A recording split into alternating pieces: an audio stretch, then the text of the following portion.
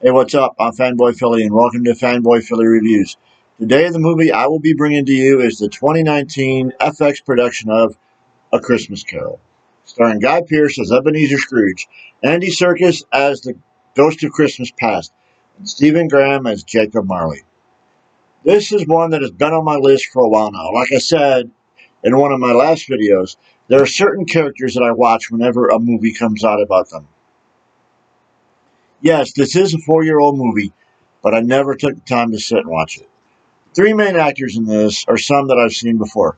Guy Pearce was in The Time Machine, as well as playing the villain in Iron Man 3. Stephen Graham played Scrum, Captain Jack's sidekick in the Pirates of the Caribbean Dead Man's Chest. And everyone now undoubtedly knows Andy Serkis, as he is now a very successful character actor in today's world.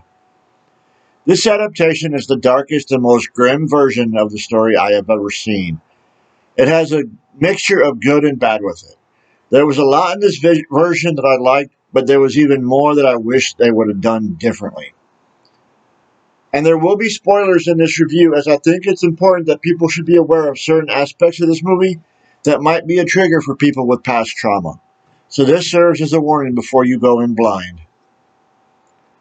In an early part of the film, Ebenezer is looking out the window of his office at society outside while talking to his clerk, Bob Cratchit.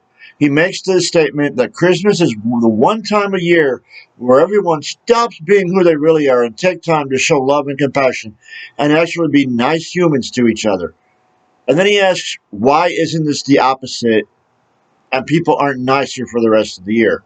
And this monologue stuck out to me.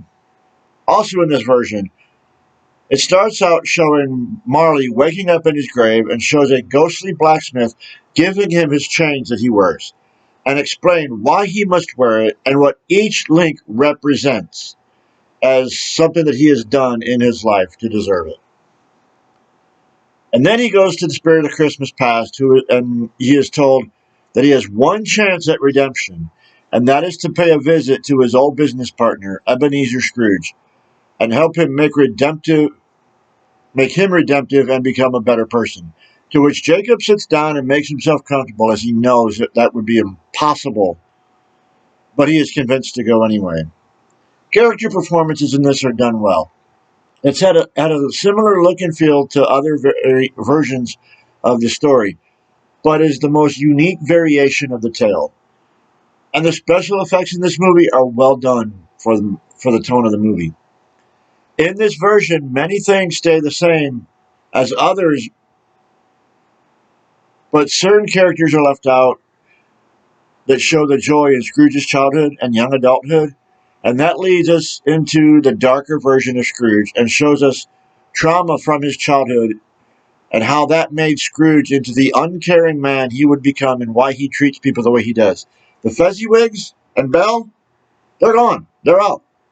As well as many of the friends he had in the past. Right before he is visited by the ghost of Christmas past, he is visited by the spirit of a mouse that was given to him by his sister, Lottie. That was the best Christmas present he ever got. And then he's visited by his father, who was a drunk man who was abusive. And we see him not only be physically abusive, but also mentally abusive to Scrooge. Then when we go into the past, and we see the boarding school where he grew up, we see even darker tone as we learn why Scrooge was left behind, as his father apparently worked out a deal with the headmaster that his tuition fee would be waived in order for the headmaster to be left alone with young Ebenezer until his sister comes to take him home. And then she confronts the headmaster with a pistol and tells him, it's over. You're done. Don't follow us. In the past, we also learn about a dark secret between Ebenezer and Mrs. Cratchit about how she got the money for Tiny Tim's surgery, a very twisted part of the story. These instances for me are a little too dark, and they were obviously done to show what would make Scrooge the uncaring person he turned into. Let's face it, he's an asshole. But I think they went too dark for a traditional Christmas story and will turn lots of people off from the story. It's pretty shocking walking into it if you're unaware, even if you've never gone through any of this trauma in your life. But definitely would be a trigger for those who have. I think this is one avenue they should have at least have a warning about before the film.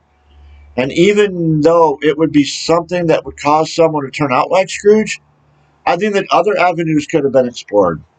It is definitely a very emotional, shocking story with these additions, with these twists that I think could have been done without. In my opinion, watch it if you want to, but know what you're going into first. I'm not slamming or condemning this movie, but this is definitely a movie that's not made for everyone.